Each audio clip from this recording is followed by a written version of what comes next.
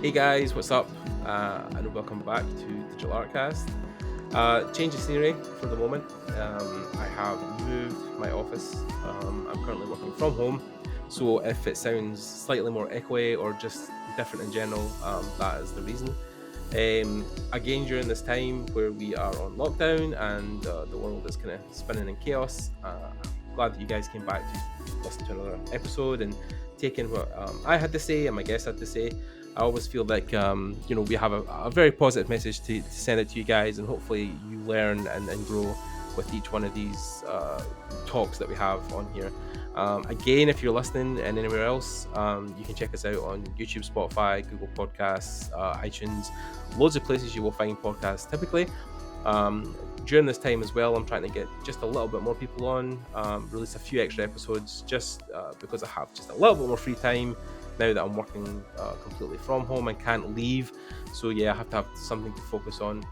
Um, Today's guest is someone that I've kind of came across in several chats or different organizations or things that I've looked into. Even when I was doing stuff in 3D art, this name came up a couple of times, and we got talking online and decided that it would be good to have him on just to talk about his experience, because it probably is quite unique, and just a general look into his process and his way of thinking, because I did think at times listening to him talk and teach that there was a definite unique spin on how he approached the industry, and definitely how he looks at management and other tools within working in AAA games. So without further ado, let me introduce today's guest, and that is Lukas Stratmann. So hey, Lucas, what's up? Hi there. You're doing well. How's everything? Thanks. Yeah, Thanks for having me on. It's yeah, of course, man, definitely. Yeah, because we kind of first bumped into each other, I think, in the Dynasty Discord. I think was the yes, first place we talking. yeah. Yeah, That's where I spend most of my time nowadays when I'm yeah, sort of at home. It's a really great community where I become a partner and I'm uploading YouTube videos, but also spending lots of time in the actual chat, helping people, and just overall art discussion and learning together is sort of the main point there. yeah. Because when we first started kind of talking, it was to get you on the podcast, but also I didn't realize that you were also the mind behind their moving to Blender series. So if artists wanted to integrate to Blender or learn Blender for 3D production, you kind of made a 10-part video series at the time on making that jump and learning Blender for kind of game pipelines. So but then are you using Blender exclusively now? Is that kind of your go-to? Well, in general, I always say I use whatever software I have to. If I can choose, I use Blender. Certainly at home, I do, and I have in the past in productions. But yeah, I think Blender itself for me has always been sort of multiple reasons of why I liked it. So we can obviously get into that. It had this great explosion where suddenly a lot of people are more interested in it, and I thought it'd be a really cool moment to approach it from a hey, you're an artist in the industry, you know how to 3D model, you just don't know the software. And a lot of tutorials out there will teach you how to make, a donut. But someone who has 10 years of experience kind of knows how to spawn in a circle and thicken it, right? So I think that to me was, I'd like to help people get used to the program, knowing full well that they might be way better than me at art. That was sort of my initial thought on how to start tutorials. Yeah, so I mean, like in general, I think it's interesting how, I mean, for me especially, because when I was almost learning parts of 3D, I was definitely more Maya focused or the traditional tools focused. But then when we spoke to Alex Beddoes, who we had on the podcast not too long ago, he was talking about like the power of Blender is real. There is legitimate companies now like Ubisoft and Epic who are investing serious money in the software. I think we also talked about this slightly when we talked to Alex, but it is becoming more mainstream in studios now. Is that the case? Like, especially, I mean, you're. So, I mean, just really quickly for people who don't know, could you just introduce yourself, like who you are, where you're working currently, your kind of previous experience, just so we get a grounding in where you are Right. just now? Just short introduction to myself. So I'm currently a level artist at UBISOFT Annecy. Worked on Division 2 Warlords, just came out. Um, Before I joined here, I was with a smaller company called Kerno Interactive, and before that at Animator Games as a QA coordinator. At Kerno, I was an environment artist and also did sort of, well, we call it art supervision. It was mainly just managing most of the art team, a lot of the outsourced stuff to just make sure we get everything we need, get the art quality we need. I've done a lot of things, mainly around Red Orchestra 2, Rising Storm 2. That's sort of the main first. I always say I have sort of 10 years of experience making first person shooters, and then obviously Division was a really nice change into third person. Um, and I But then actually it's used, interesting. yeah, sorry, go Yeah, ahead. I was going. No, I was going to say because it's interesting. We were talking about this before the podcast started. Is that you took the route where, like, from my understanding, I thought you had came straight from college into work, but you were telling about this whole story where you actually started as like a games journalist almost, and then you were in remote QA testing, and you got into QA full time, and that like there's this whole. I mean, you can dive into as much as you want or try and break it apart, but maybe start at the beginning and try and give a brief, if you can, give a brief overview of like your whole journey. So I still haven't actually found a good way of telling this story because most of the time it either sounds like I was doing too much or was doing too little, or there's no really good a middle path of like it's not a very straight line. Um, Right. so I want to say in the mid 2000s, I was more and more interested in video games. The really funny thing about me is I never really was playing too many video games. I never had a video game console until 2007. I had a PC and I was playing like Age of Empires 2 for 10 years. And in the Nice. mid 2000s, I was getting more interested in video games, but I was mainly getting interested in video game reviews. And when Age of Empires 3 came out, I was like, I want to be a video game reviewer. I want to start a YouTube channel. And this must have been like, what, 2006, 7? I'm not quite sure when it came out. Wow. Um, and sort of made my way into that, working for smaller websites, starting my own in 2010. And I always call that the life I don't talk about. It's sort of, it is very much I'm trying to be professional, but I'm also a teenager. And it did work out. We got review copies from every large major publisher, and it was really great time. Out of Nice. that, connections out of that grew that I started to be a QA tester for Rising Storm 1. This is 2012. And I really enjoyed that. It's like not bi-weekly, twice a week rather, testing of maps, gameplay testing, feedback for gameplay, but also bug testing. And then just sort of staying with that, I became a tester for Animator Games, and then moved to England to be a full-time tester and QA coordinator later on. While I was there, because I always knew at that point I switched from wanting to be a games journalist to wanting to make games. And while I was in England, I sort of started to get more interest in 3D. I had used Blender since 2007, I want to say. Yeah, 7. When an art teacher of mine said, "Hey, there's this really cool program. I think you would like it. You're kind of a computer, well, let's say computer nerd. Um, you'll like this." And I've always been around it, but I never really fully realized the potential of 3D. And when I was in England, I finally was able to get into it. A couple people in the office really, really helped me to get into it. And you mentioned this yourself, starting with Maya or the quote unquote more traditional software. Yeah. Everyone in the office is 3ds Max, right? The only reason I was using Blender is because we couldn't really justify the QA guy in his lunch break having a 3ds Max license. So I was like, oh, I'll use Blender. It's fine. I just want to get more into it. And I was helping with like blockout modeling for the level designers and stuff. And at the same time, I'm learning it, but I'm learning it from people using 3ds Max. I'm watching 3ds Max tutorials and then doing them in Blender. So from the get-go, when I really got into 3D, I'm learning it removed from software. I'm not learning a software, I'm learning 3D and then doing it in the software I have. And from the very first day, I started to use GIMP 2.6 and Blender, and I said I'll change to 3ds Max and Photoshop once I run into a roadblock where I can't do the things the tutorial is doing. I was using Photoshop within a week because at the time GIMP wasn't really that good. And I've never switched away from Blender, basically, because it's always been a way to do it. Right. And Yeah. when I left England and became an environment artist, I continued to use it.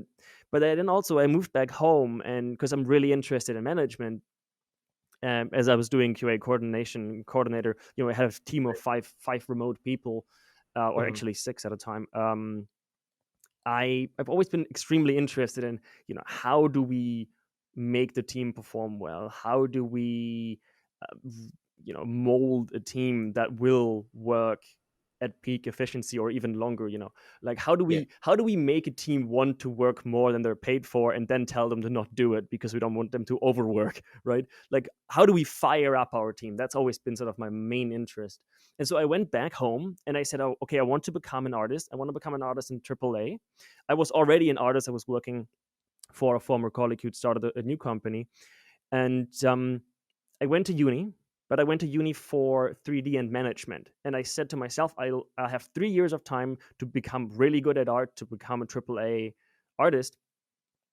But I'm really only interested in the management side because I'm working full time in art anyway. And I'll Right. just Yeah. become a AAA artist while working.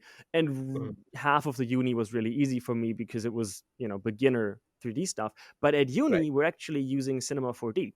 So I'm now Okay. switching between Max, Cinema 4D, and Blender at home. And then sort of the more uni became management, the less Cinema 4D I was using, and really the more Blender I was using. And this is still 2.7. Um, Right. so I'm coming out of uni. I'm working for Kerno. I'm being an environment artist. I'm being a manager at the company as well in terms of art. Um, and then I somehow managed to get into Ubisoft ANSI, which is amazing to me still. At the Yeah. same time as Blender 2.8 becomes really big. So this sort of goes in hand where I'm like, for the longest time, I was thinking, okay, I'll just have to learn Max and really get into 3ds Max. I've been using it sort of on the side, but not really. I don't really like it too much. I prefer Blender, but I know I will have to get into Max because chances are, everyone knows sort of like this company is using Maya, this company is using Max, and I think, for me there was always this: I will just have to switch to the quote unquote standard. Yeah. Um, and then somehow it was like, well, now 2.8 is out and everyone's talking about it. And for the last 10 years, I've been telling people it's a great software, and now they realized it. And so this was this really weird awakening of, I'm coming out of uni and I know what I'm talking about. I've been an Yeah. artist at that point for 4 years. And I was like, Right. well, I'll just do tutorials and Yeah. I'll share my knowledge of the software as I'm transitioning into being in AAA. Yeah. And yeah, it But kind of just, also, yeah. yeah, I was going to say, but Blender also, I think was good, up until that point. But when it hit 2.7, it was like, it was almost a different piece of software. Like it wasn't as noticeably the same as it was at like 2.6, for instance. I know Blender Guru, had done a whole video series on like why 2.7, is like the bee's knees, like why it is so good, why it's Well, so you different. mean 2.8 in comparison to Two- 2.7? Okay, right, yeah. So that Um, would be the switch. Yeah, yeah. I would actually disagree. Okay, I think so. Again, I first opened Blender in 2007, 2.4, and right, I never got into 3D modeling. And I'm going to outright say it's because A, I was a dumb little kid who didn't realize what the software could do, but B, it just wasn't a good software at the time. I think it was a software where you really had to, you really, if you wanted to use it, you could, but if you just getting into it, it was very steep learning curve and kind of odd and awkward. right, And yeah, the same with 2010. I was doing a couple animations. 2.6, I don't think was a good software, and to me, it becomes a good software with 2.7. I honestly don't see the difference between 2.7 and 2.8 other than the UI. Most of the things are simply reorganized and slightly changed. You can open a 2.8 file in 2.7 and it'll just work because, I mean, it's Blender, it just works. But um, the UI rearranges because literally they've just changed a couple default options. But those changes in default options made it seem to most people like, oh, it's now suddenly a real contender.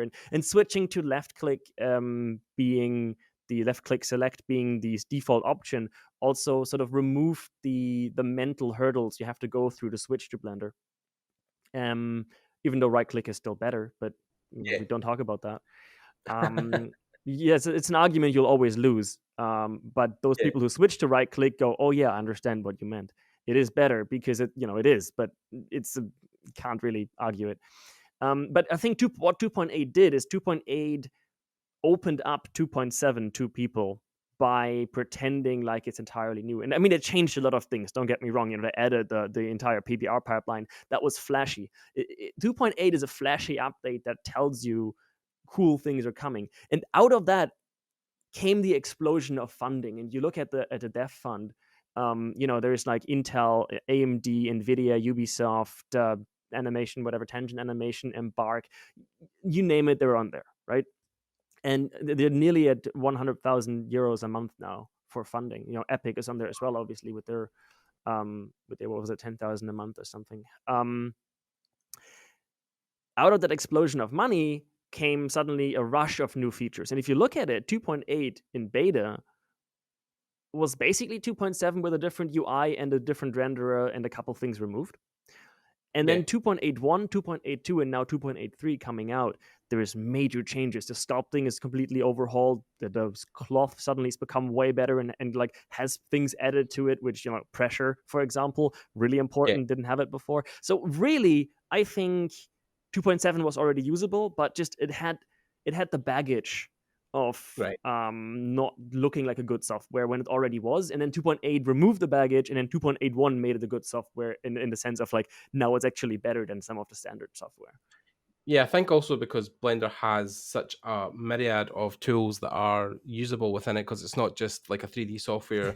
It can also do 2D, it can do use grease pencil, it can also animate, it can edit video. It has a real time engine built into it that can use to render stuff and be moved in real time. So it comes as like a whole kind of complete package. There's a lot of things that are just built in it, as opposed to like Max or Maya that maybe do one or two things specifically. Yeah, so they said before that their goal really is, Blender 3.0, let's say, um, to have a software to make a feature film. So because they also have that animation studio, which is detached from the foundation, but it's a Yeah. studio that they work together. I mean, they're Um, technically already making films, right? they're making short films, and they have. So the cool thing about Blender is it's made for everyone, but then their own animation team is using it in production and is giving feedback as it's being developed. So it's kind of halfway between an internal tool and a tool that everyone is making at the same time. So there's really this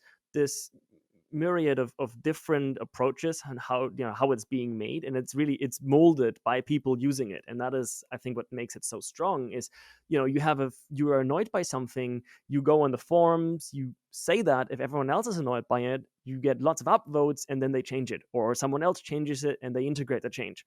So that really helps it.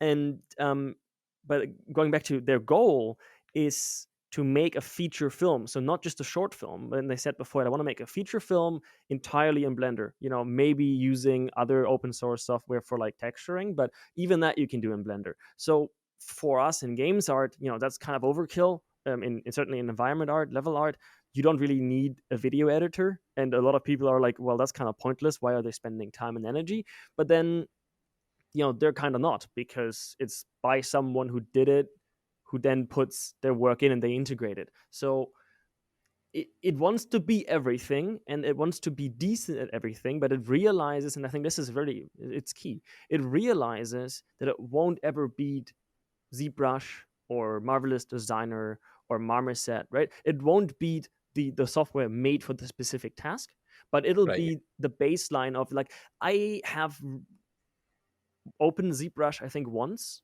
because I never really sculpt.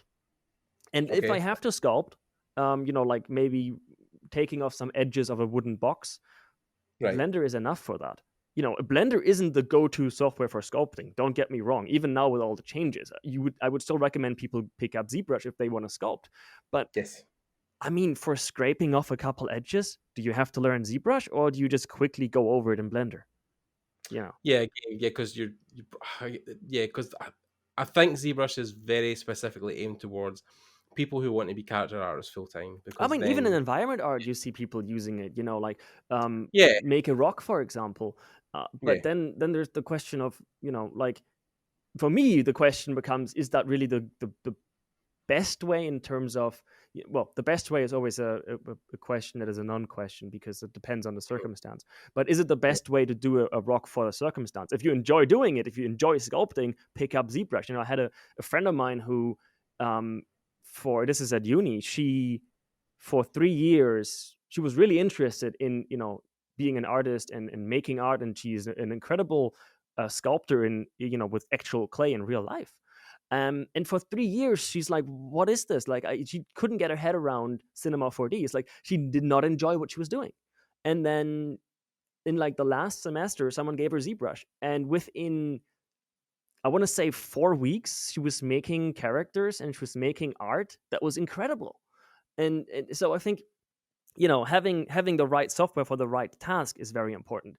And this is, you know my opinion of Blender is, it's a cool software and all of that, but it's not the end all, right? It's not the end all be all. It's a software, it's a tool in your shed, and it might be the correct tool, but it might not be the correct tool. So if you are doing lots of sculpting, you're probably picking up ZBrush and you're probably using that. If you're doing a lot of cloth, you're probably using Marvelous Designer. And so I think it's a really interesting base tool, and it has lots of potential procedurally, where I think the future is going towards. Non-destructive workflows. I've used it in a non-destructive way, where I've been able to change entire structures within 15 minutes, and I didn't have to do the UVs again. I didn't have to do the collision again, because they're all linked together in reference and all that stuff. So I think Blender has clear advantages, but it also is very clearly just another tool. What I really hate on Twitter, the shitstorm that goes over Autodesk every time they do something, and everyone in the comments goes, "But Blender," like, it doesn't matter, right? If someone wants to use Maya, let them use Maya. So I think we have to watch out there to not talk too much about the software in the end of the day, because it's about the art you make with it. yeah. I think it's also apparent to a lot of 2D artists who will use stuff like, Painter Tool Sai or Sketchbook. Like there's variations even on drawing. Like, Photoshop isn't, although it's industry standard, of course. If you can achieve the same effects in Sketchbook Pro or even Procreate now, Procreate. I don't want to say Procreate is like the Blender of the 2D world, but Procreate for a long time, when it was early engineered, but people were saying, "Oh, it's a good thing to draw on iPad. It's got really cool tools, but it'll never." But now I know people specifically who are working professionally as concept artists in Procreate full time without a desktop. So I mean, like, yeah, I think the baseline skills of drawing will always be apparent, but the software is just a tool, right? The same Exactly, as exactly. Yeah. I think yeah, that's literally, I mean, that's all you need to know about software. Is when someone asks you, which software should I be using, it's like the one that makes the most sense in your current financial situation. Um, because honestly, going into any job, expect to change software, pipeline, and everything. And it's not about knowing a software; it's about knowing what to do with that software. And it doesn't matter if I press P to separate something in Blender, or if I press the detach button in Max. It does the same.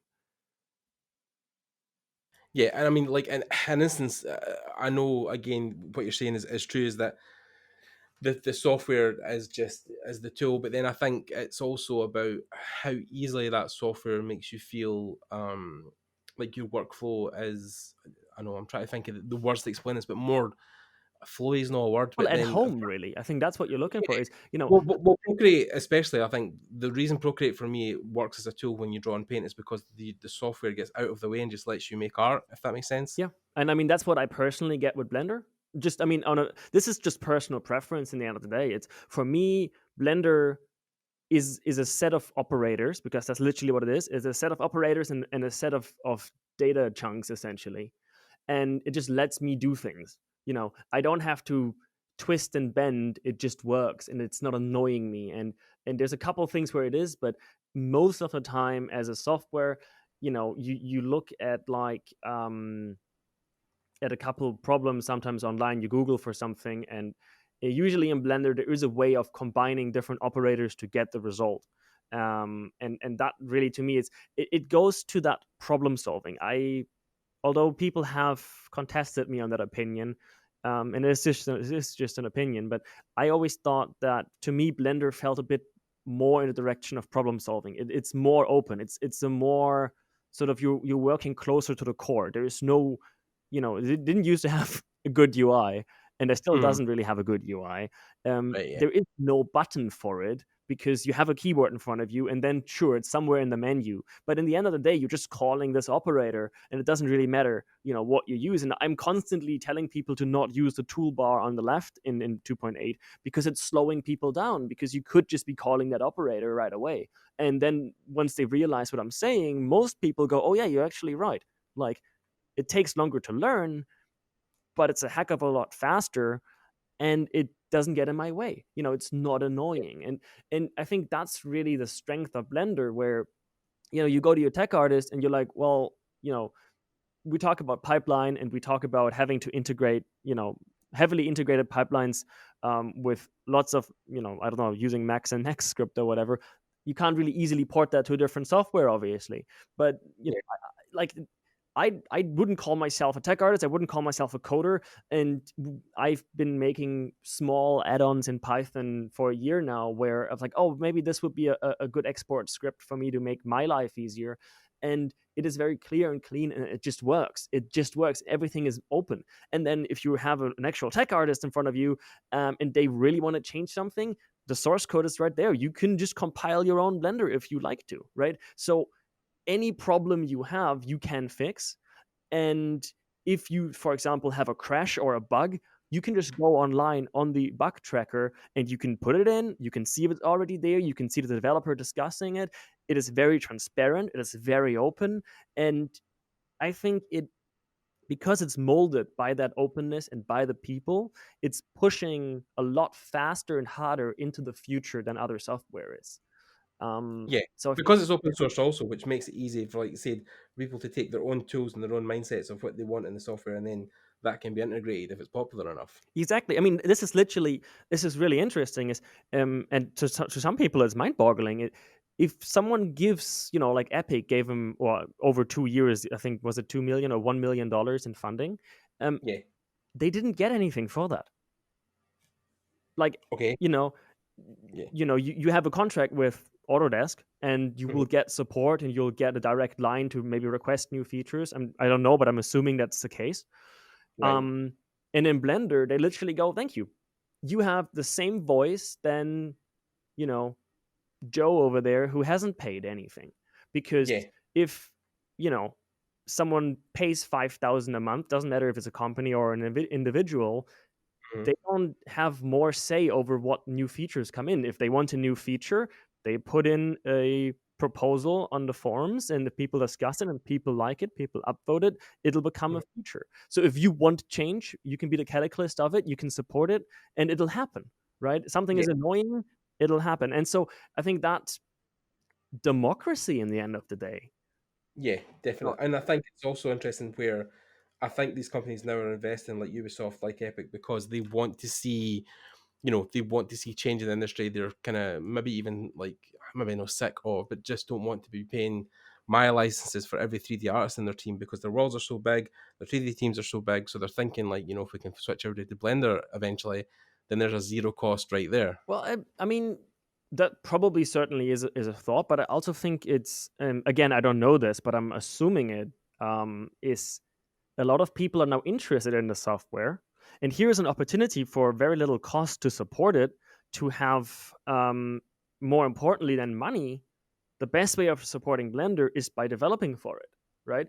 And if you do the math and you look at how many licenses, even if you get a discount, how many licenses a large company has to have of a 3D Mm, software for environment artists, you could just hire a programmer to make the software better, rather right. than spending that money on hopefully having the other company fix it. But the thing about this is, it might not fit for your business model, and we have to be very honest.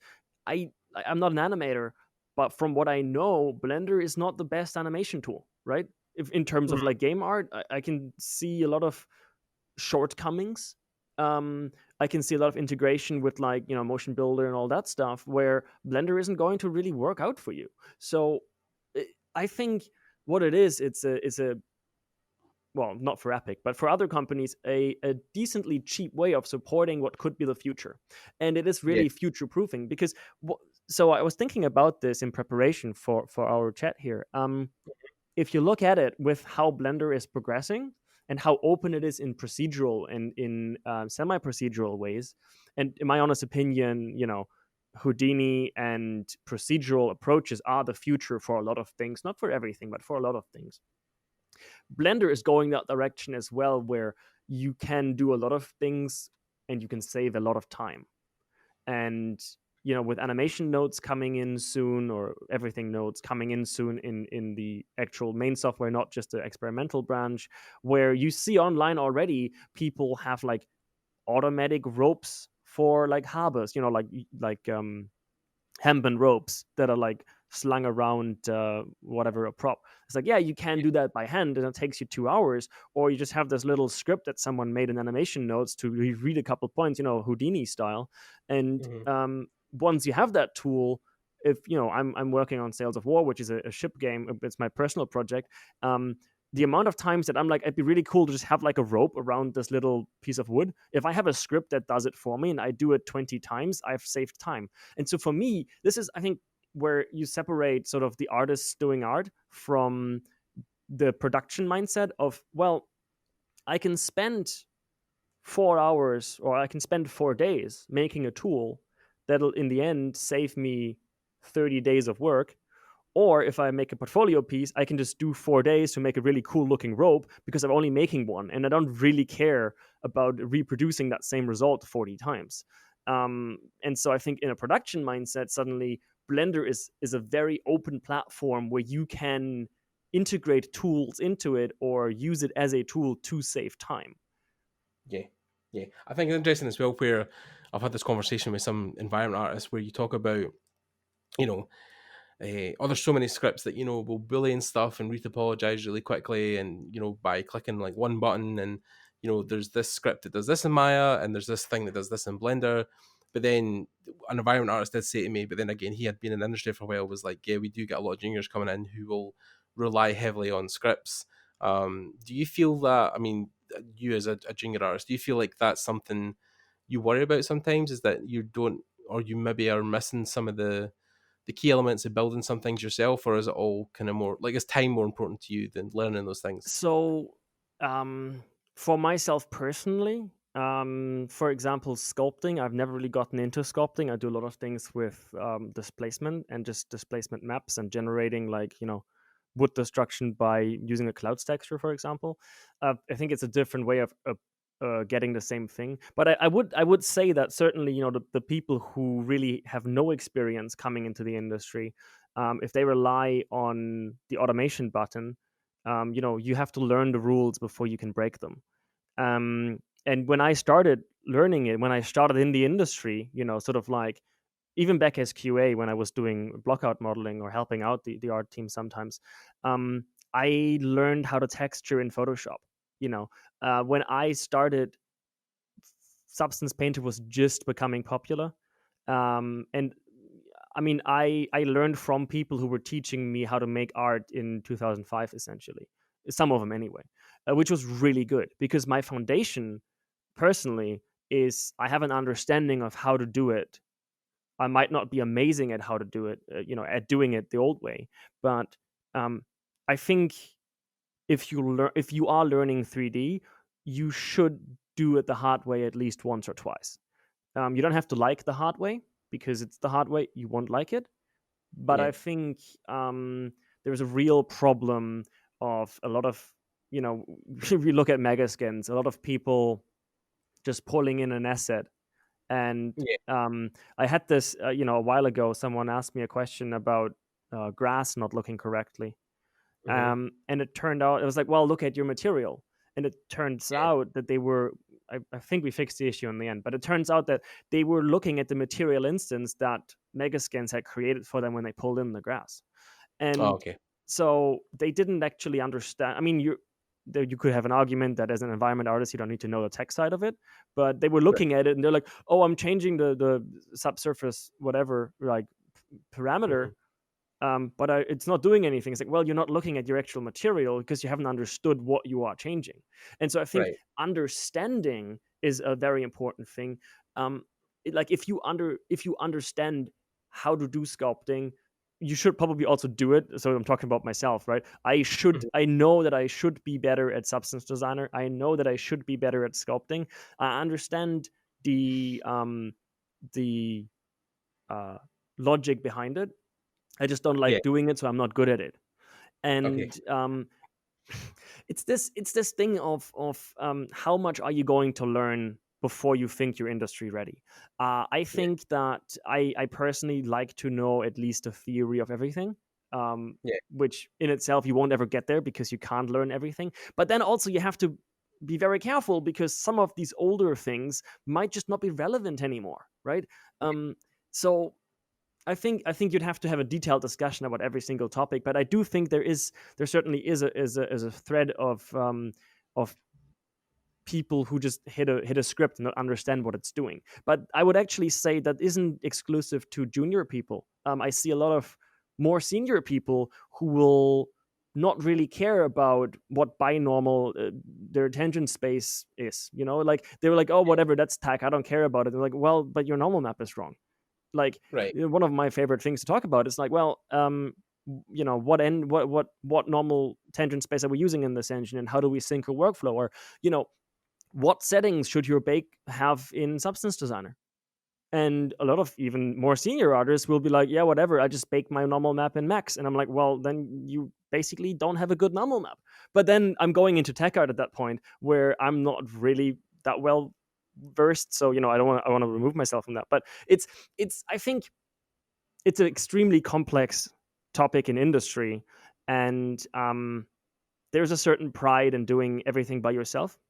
Yeah. But then in production, you outsource half of it anyway. Yeah. But I So, think that's also a thing where you talked about, your maybe no foundation, but your end goal is probably more the management side of the art teams than being an artist, like primarily, because you said, you don't consider yourself an artist, which sounds weird, but then you are more focused on like bringing teams together, organizing structures, bringing the best out in people, all that kind of stuff, which is, like I say, I find is rarer in the industry. It's not as common. You find people more would, become an artist in the industry because they want to be, an artist. But then for you, you do want to tackle that management side more. yeah. I mean, I do have to sort of quickly go into. I'm fully aware that saying I'm not an artist when I am an artist is kind of a paradox. Um, Okay. I don't consider myself an artist, and this is exclusive to me, because I see a lot of people around me who are really great artists who, they have this um, laissez-faire sort of. I want to make great art. I want to sculpt everything. Someone makes, I don't know, a 4K texture map because it looks great, right? Um, you'll see portfolio pieces and you ask them about technical sides and they go, well, it doesn't matter because it's a portfolio piece.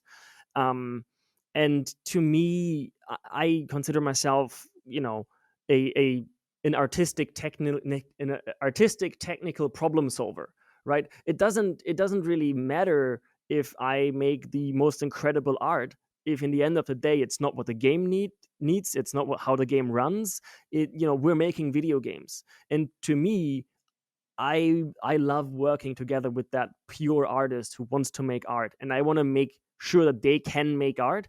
But I am really, really interested in how do we make a game? How do we bring together this project where can we save time? Where can we, maybe using a displacement map to make a rock is easier than sculpting it by hand, because in the end of the day, is the player going to care about the 5 extra percent? I was talking to a tech artist and he was saying, well, a lot of times artists will be like, it looks 1% better, so I want to use it.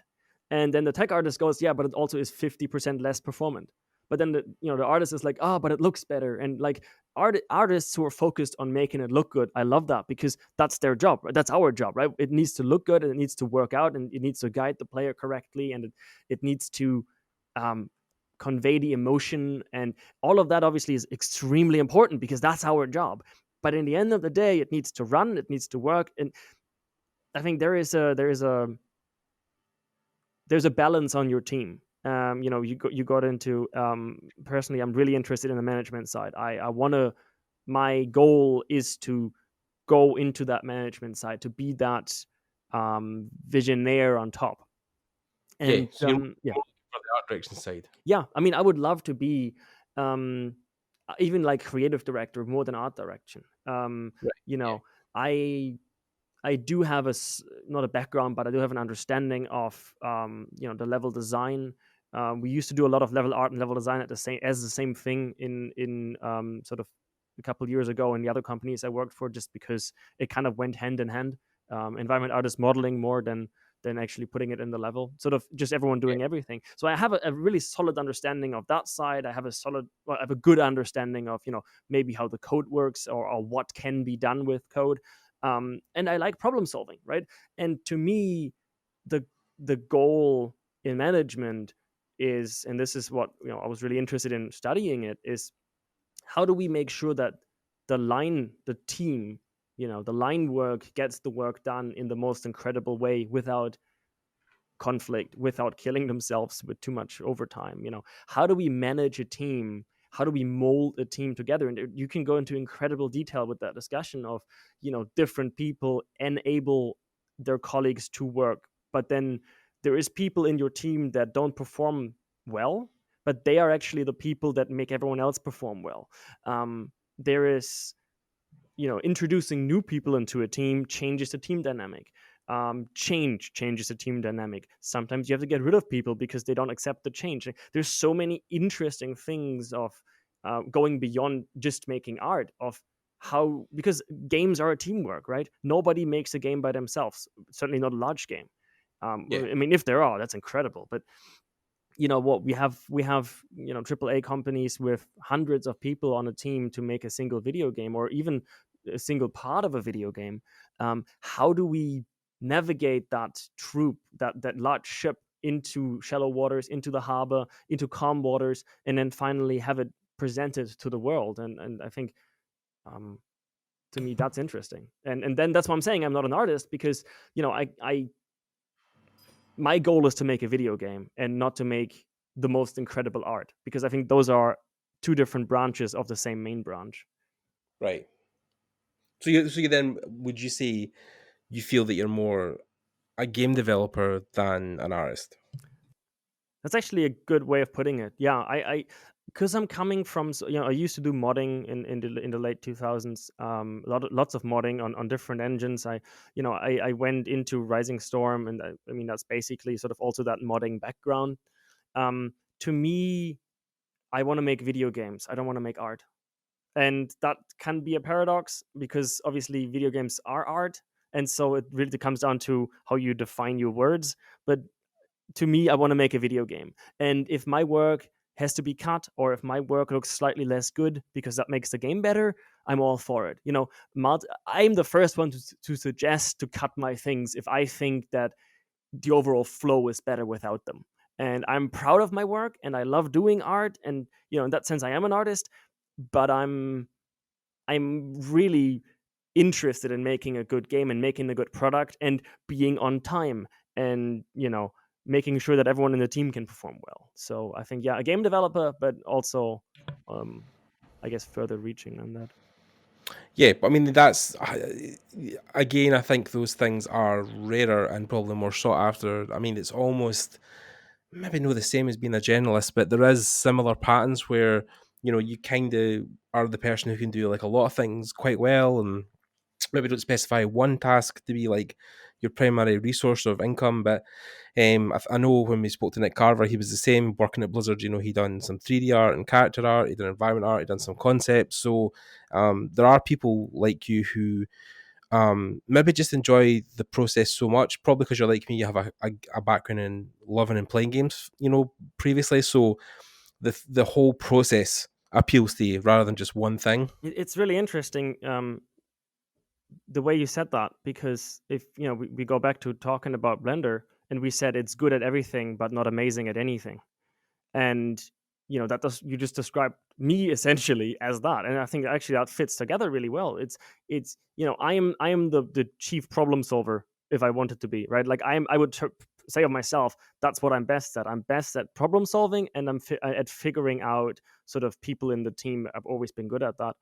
um where I'm more interested in problem solving, and even in solving your problems. I spend most of my time nowadays in terms of free time on the Dynasty Discord in troubleshooting, trying to help people, because I love seeing someone else's problem, helping them to fix it, learning from it, and knowing that they have a positive experience, knowing that I've learned more. And I usually tend to be the guy who seems to be able to remember most of the problems. Like, oh, I've seen this before 10 years ago. Here's what you do. Like, oh, UE3 had this, UE4 has this, Source had that, I don't know, Morrowind had that. Like, I think being the human hard drive of things, that's what interests me. I'm not saying I'm good at it necessarily, but I think that's just being everywhere and understanding everything, Yeah, being that crazy madman. I think that's really what I love.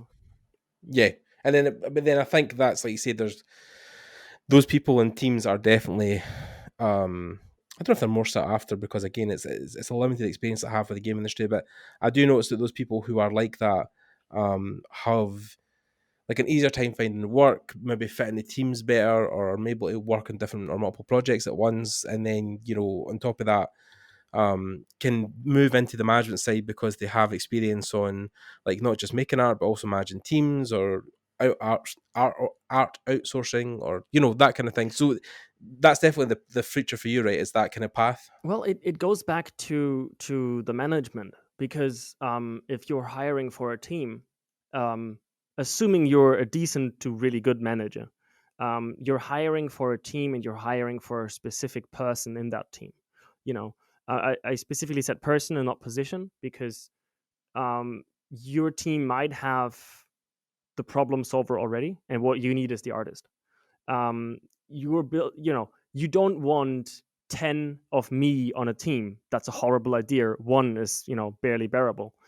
um it's it really comes down to how you are building your team and what you need at that time. Like, if you need someone who just sits down and like does the work and sits there until he is told to do something different, probably don't want to be hiring me. I'm definitely, taking myself as the only example I know of, is I'm definitely, as a person, um, not just your, you know, execution, right? I'm not just there printing out stuff. I'm buzzing about. I'm over communicating probably. Yeah, And so it comes down to, if you're hiring and you you see that and you want it on your team, that's great. But so I don't really think that gives you better chances, because in the end of the day, a good portfolio gets you noticed, and that gets you chances for interviews. And for me, my portfolio is sort of, I would say, decent to not really that amazing. okay. And really, what you know, I would say what got me into Ubisoft was getting an interview. That was like, I mean, obviously I got the interview, but I impressed enough people to get an interview, to then impress the people in the interview, and they wanted that specific person at that time in that team. And you can extrapolate that to the entire hiring process. Is when we were hiring for Kerno, for example, one of the people, we just needed someone who gets the work done. It was like, we need this, we have 6 months of time, we need you to do this. And it didn't Right. really matter how they worked with the team. They're working remotely anyway. We just needed someone who gets the work done. It could have been a freelancer, but like, it also goes into how good is the manager that's hiring you, how well do they Okay. understand their own team, I would say. And I mean, this is Yeah. more based on the theories that I've read about, I've learned about, than it is based on actual industry experience, because I don't really think you don't really get too many people who are like, in business school going into being a video games artist. I don't really think there's a big crossover there. Yeah. You probably go to like a big company to be a manager there, which is probably where you get to more money. so Right. Yeah. it's interesting, I think. If you want to get hired, have a good portfolio. That's probably your best shot. You know. Right. Yeah. Well, but like you said, it's not all artists are good managers, or not all managers are good artists. Like, it's the whole thing where there's a weird Venn diagram where there's a crossover, of people who match certain skills together that are valuable to a production based company where, making games now is a business. You need some sort of business management within that can organize and task people and find and research new stuff in tech and make the production pipeline more no more productive, but flow better or integrate better. But then that's where your weird crossover comes in, where no weird but more common, would be that people are getting into 3D art because they want to be a 3D artist, whereas you want to also be an artist, but you have a more affinity for the production side of it. Yeah, yeah. I mean, it's. I think it's certainly. Um, well, you said this before we started recording, or I think maybe even whilst we were already talking. Like, I have this weird curvy path, and I if you look at it, it looks like I just come out of uni and now I'm at Ubisoft, and what a great start to a career. But there is 10 years of baggage, of 10 years of kind of learning everything that will help me in 10 years. and Yeah. and I think if someone is just starting out, or if someone is about to go into uni, or someone is thinking about going to uni, someone like, how do you get started, is you have to understand yourself, you have to understand what you're good at, you have to understand what you're not good at. I think being a confident person means that you know what you're lacking, and Yeah. you're comfortable talking about this, right? I'm comfortable saying that I don't know how to sculpt, and I suck at making base materials and Substance Designer. I Hmm. love Substance Designer for automation, for mass generation, for integrating it into again automation pipelines. But I know that if you're hiring me, and if we were in an interview right now, and you said, oh, we need you to mostly do base materials, I'd be like, okay guys, you don't hire me, I'm not the right fit Yeah. for you. And Yeah. I think having that comfortable self-knowledge, that means you can then decide how to approach it. And I approach it saying, I'm going to go to university, I'll have to spend money. I have 3 years of time that I'm buying myself to push to become a 3D artist in AAA. And it nearly didn't work out. It only worked out because I met the right people at the right time who saw something in me. Yeah. Yeah. And then again, it's a thing where yeah, I'm trying to think how I'm trying to say this, but definitely as a game developer and somebody who can multitask, it's one of these things where you could see people running their own studio, you could see people run their own projects, which you are. So I think that's why uh games artists sometimes, or people who are artists are trying in the industry and maybe fail, is because they can't marry the industry side of the job with the artistic side, because like you said, they want to make art all day, but they can't think about production schedules or meetings, or like I know Mm. people have done this whole thing where there's a switch over between freelance and studio life. Like there's a very big 50-50 split. Like people either want to be completely freelance and completely their own boss, or they want to go and be part of a team and work on a project. And I think the people who understand the production side of it probably more, or want to be part of that kind of cog in the machine, would definitely fit more into that side of it. Whereas people who maybe struggle with that, or aren't as naturally into that thing, they then want to do the freelance path because they want to just have their own schedules, their own deadlines.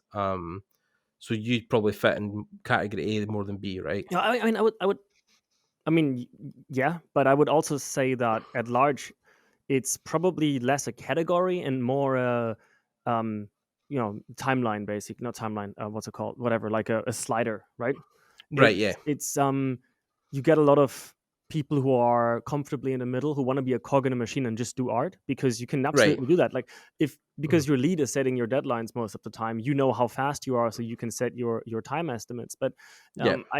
I think being a cog in a machine is very easy in a studio, large or small. Right. And you get people. I would certainly say I'm on the extreme on most things usually. Yeah. You're not saying good or bad, but I'm saying just extreme. Like I work 18-hour days sometimes. I Yeah. certainly did Yeah. in uni, or more than that. Yeah.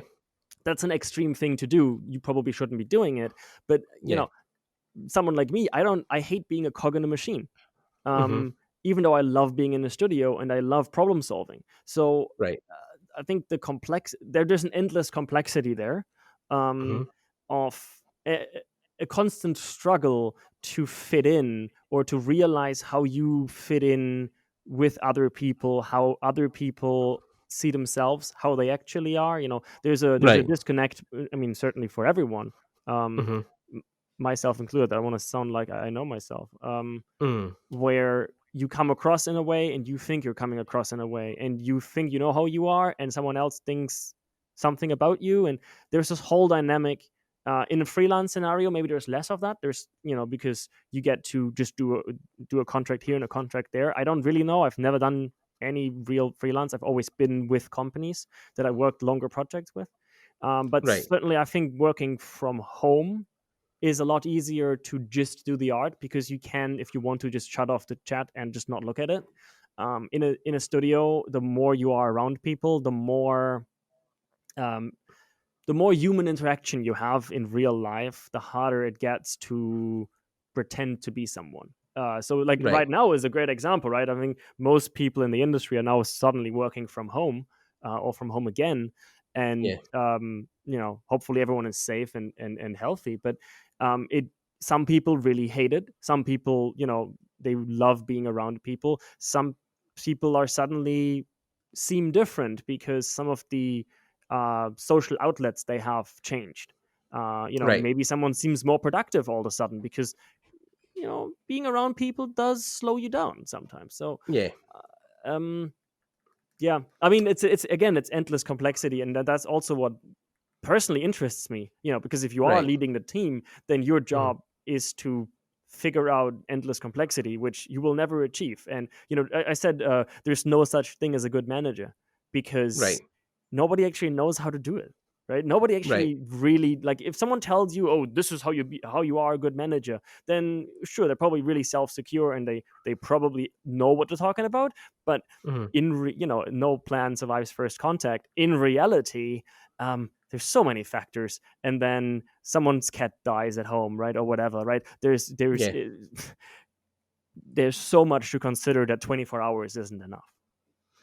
Yeah, I think it's interesting as well when you look at like how you've experienced the industry and how you look at your part as wanting to be the management side of it or the production side of it. It's interesting to think back of when I was watching the God of War making of documentary. I don't know if you've seen it. It's called Raising Kratos, Yes. and the I'm trying to remember who the guy was specifically, but I think he was one of the CFOs or CEOs of Sony America at the time. But he was talking about how like in 1980 something like he started as a game tester for Sega, so he's like he's went from there, start point a QA tester in Sega, to running Sony America. So like I think it's one of these things where if you have a love for the industry and a love for just like every job in it and every part of it, you'll probably find quickly that you will move up to different positions really fast, because people like that are rare, where they love every aspect of the industry and everything about it, because there's people who will do 3D art, for instance, like you said, won't enjoy the tech side of it, or won't enjoy even the UV side of it, but then they will be like try to talk to coders and they'll be like, oh, I don't understand what you're talking about, but then you can kind of wrap your head around what coders are talking about. So I think people who have a more multidiscipline or team approach are the guys who end up leading teams, end up leading studios, end up leading projects. And I think, in essence, that's probably like a really good thing for you, because then that dream will be realized eventually, and you'll probably get a shot at actually like running your own studio project team at one point. So Yeah. Yeah. I think that is a positive thing. Well, it's you say you talking Mm-hmm. maybe about me, but I think in general, it's stones usually fall in the correct place, because unless you're extremely introverted, you're probably already pushing, or at least showing where you want to go. Yeah. And you give it 30 years and you'll probably get there if you just consistently exhibit that behavior of wanting to be that. Yeah. People will, like, you will meet the right people, they will mold you. And I'm always been a big fan of just saying what I want. Yeah. Sometimes it hurts me, sometimes it helps me. And I mean, I can directly tell you how I got to Ubisoft, and it all starts with me doing, wanting to be a games journalist, meeting the right people, sticking around the right people, having a gut feeling, suddenly getting a job out of it, then meeting people, becoming an artist, meeting people again, and then somehow ending up at Ubisoft. Like that whole thing, is it, and it's only because I saw a game on Steam and I texted the developer, right, 10 years Right. ago. Yeah. So yes, you can start at the very bottom, and you can go wherever you want. And obviously that, not honestly, that documentary that you talked about, if people haven't watched it, it's amazing. To me, it's, I was talking to a lead of mine, and he was saying like, oh, this is so great, I would love to work for Cory Barlog. And then I said to him, I said, I don't want to work for him, I want to be him. Like, that documentary certainly makes it seem like he is a really great he's really great at his job. That's certainly what the documentary makes it look like. I don't know him, so I don't really know if that's true. But I think Right. there Yeah. is lots of things you can learn if you're, certainly inclined the way of going that direction. You can learn of, you should be there for your team. Hmm. You should be the first to stand up, and you should be the last to sit down. And you should, your team. It's a team. Video games is teamwork, and you don't matter because everyone else does. Right. That's sort of always been, I'm always wrong, everyone else is right, and I have to help other people to be better. That's always how I approach most of the things, really. Is I don't it I mean, that is a very extreme thing again, where, Hmm. look out for yourself. Don't, like, I have moments where doing all of that really is lots of baggage, where sometimes I break myself. So Yeah. it's not really advisable too much. But I think, you see this again on a Dynasty Discord, is there's so much love and just helping each other, learning together, becoming better. It doesn't matter if you're a senior of 15 years in the industry or just starting out.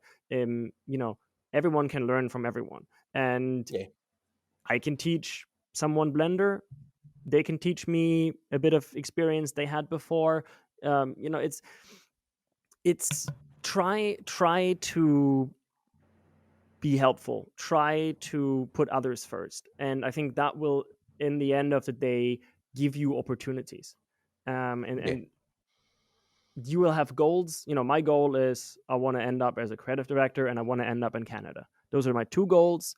And I've had Hmm. those goals for, well, I had the one goal for a decade, and I had the other goal for a couple years now. Right. And everything I do, I check against those goals, and I say, okay, I'm working on a personal art scene right now, which parts of it I'm going to use in my personal project Sales of War, parts of it I might use in a different project I might be working on. Hmm. um, some of it I might be able to bring back into work and tell people how I've done something, maybe we can improve something. Right. You know, how does that get me towards my goal? Well, because maybe I can impress the right people in the right position to get a step closer to my goal, right? Like, set a goal, and then check if what you are doing is leading you towards that. And it doesn't matter if you're more of the artist side or more of the management side. If you want to be an amazing artist and you want to become the principled artist or a senior principal, senior expert artist, go for it. Hmm. That's amazing. That, if you are the guy who can just produce the most amazing looking art, chances are I want to hire you for my team. And Yeah. and I think that's really, it's being the guy who stays on the line shouldn't be a negative, right? Right. It shouldn't be everyone's goal to become a manager, because there's no shame in staying on the line and becoming the expert. I Right. actually think it's to me, being the expert is a much greater achievement than managing the expert. You can Right. go from junior to being a lead, and not because, like, oh, he doesn't know what he's talking about, he doesn't have enough experience. No, because being a lead means that you're leading the team, and sure, there will be moments where you have to listen to your team because they know better than you. But Hmm. I'm definitely not talking about myself, because my own goal is I never would like to go from a junior to a lead position. I want to stay a level artist for the next couple of years, certainly for maybe for a decade. But I've Right. seen people do that jump because it's a management position. Maybe they have a degree in it. Maybe they're not. Maybe they're a good manager, right? Hmm. Um, Again, all stones I think fall in the right location, and sometimes that hurts. Sometimes you get cut from a team. Right. I have in the past, teams have changed. Projects I worked on got shelved or got canceled, and you Hmm. spend 50 hours over 3 days, and on Monday morning you get told it's been canceled. And my first reaction was, well, what is the next thing we do? It's Yeah. it, this industry will punch you when you're down, but it'll Hmm. it'll also, you know it'll show the greatest in people, and it'll also show the worst in people. And Right. to me, it's a very interesting industry. Yeah. It's not just 9 to 5 and then we all go home because, I don't know, you're an accountant. Well, no, that's don't want to harken on that. It's an old trope. But if you're an accountant, that's great. I probably need one soon. Yeah. But it's not just I'm pushing papers from left to right and then I'm going home. It's we all live and breathe this. Right. It's Yeah. hard sometimes to shut off on the weekend, and you have to shut off on the weekend. Yeah, Um, yeah. I think it's also, especially once you get past, like, there's an initial burst of energy, but then initially you have to start thinking about balancing life, and then, but then you're obviously, how old are you actually? Because I didn't know ask how old you were. well, that's the dreaded question that I hate. I am 26 now, Okay, so but yeah, so still relatively young. So yeah. so yeah, I mean, when I started in the industry as a full time job in the industry, I Mhm. would say I was too young. Okay. Um, I was, I guess, 19, just Yeah, but then 19. but Yeah. then there has been people I know who have came into the industry at 19 years old and are now some of the people who are the most iconic in the industry. And I think if you're starting at that age, it is because you've had that whole back catalogue. So once you're hitting 30, once you're getting to that point in your life, like, you have had this 10-year experience, you've worked on all these teams and all these projects, and so it used to be when guys had careers through their 20s, it wasn't as expansive as it is now. You talk about, Ian McHugh talks about how, you've got people right now in their, late 20s, early 30s who are drawing like they've been drawing for 60 years because the learning exponential is just like infinity, Yeah. because people Yeah. learn so quickly, and there's so much information available to you at hand. Well, that's the thing is people coming, people 20 coming out of university right now are Mhm. probably way better than 50-60% of the industry. Yeah, It's more important than ever to have soft skills, but right, also yeah. to understand where the future is going. Because well, this is more of a personal prediction, but Mhm. um, in the last 10 years, I've sort of the way I do things has changed, obviously. But Mhm. if you look at it, nothing's really been disrupted. We had Mhm. evolutions. You could say maybe the different rendering models and going to PBR is a disruption, but I don't really think it is. It just required new tools, and it required to Does it really matter if you pack a metalness map together with your specular or your roughness or whatever PBR you're in? But um, Yeah, it's not really been a disruption. It's not gone from 2D to 3D, where suddenly it's like, oh, Sonic didn't really work out that much, or how do you make a side scroller into a 3D game? We haven't had right. a disruption for a while, and Yeah, tools change, art get yeah, easier to make. Substance Painter makes it easier because I don't have to do every single map in Photoshop myself. It takes less time to make art, and it'll yeah. continue to evolve that way. Like I have predicted, or I am predicting that in the next 5 years, I honestly believe that vegetation speed tree will just be redundant for most applications. And Right. don't get me wrong, I absolutely love people who do great vegetation. That's an Mhm. amazing thing to see, but most of the plants that we know, we can describe in generators and just generate trees on the map with Houdini, and then uh, they grow around the objects that we've placed in the map. They look more realistic, and then we can Right. still use automation to condense those down into 5, 6, 7 differences because we can figure out, which tree kind of looks the same than the other does. And Mm-hmm. suddenly it's like, well, we used to make every tree by hand and place every tree by hand. Now we're spawning it with, you know, these tools. And so, Mm-hmm. yeah, everyone gets better at art. Every art gets better itself. Tools get better. You know, Mm-hmm. we're constantly in an arms race to make better art. Mm-hmm. But in 5, 10, 20 years, the next disruption will come. You know, if you watch the Gabe Newell interview with IGN just now with about Half-Life Alyx, I think it's a couple days old or weeks old. Okay.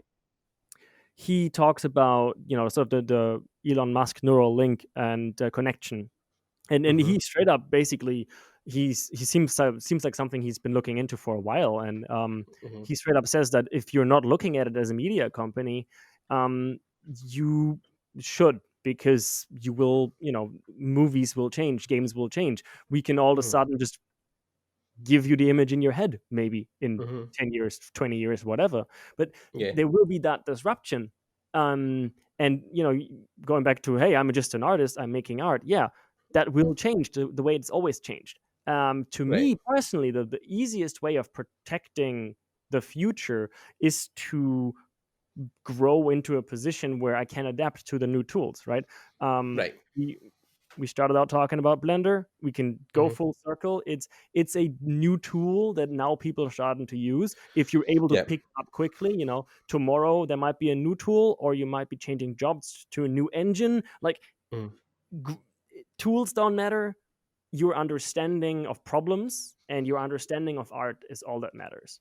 And, you Yeah. know, if vegetation becomes redundant, maybe you can still become the tech guy who places, you know, because there still has to be the human pass on how stuff looks, and you can Yeah. still retain that. Your position will change, but if if you go down the road of specializing yourself to do one thing, and then that one thing falls away, then you don't have a job anymore. You know, like Right. so many jobs in history, the waker upper or whatever it was called, right? The guy knocking on everyone's door because he had a watch and nobody else had one in like the 1700s. Like, Yeah. that's not a job anymore. You know, maybe Yeah. in parts it is, but no, we have alarm clocks now. So that Yeah. guy's job is gone. But if he built this whole repertoire of also delivering the morning news, all of a sudden he just becomes a paper boy, and then maybe he Yeah. also brings in the milk and the ice, and Mm. like, everything is fluid in the world. You have to be too, and I think there is your future. And I don't know where we're coming from. I kind of went down this whole thing. No, no, no. But I get what you're saying, man. Like I understand with the meaning behind what you're saying is, but yeah. Anyway, so I mean, we've talked at length Yes. about a lot of things, and we're kind of hitting the hour mark now. So people might be falling asleep or either tuning into something else at this point. But yeah, if you stayed to this point, thank you very much for being with us up to this point.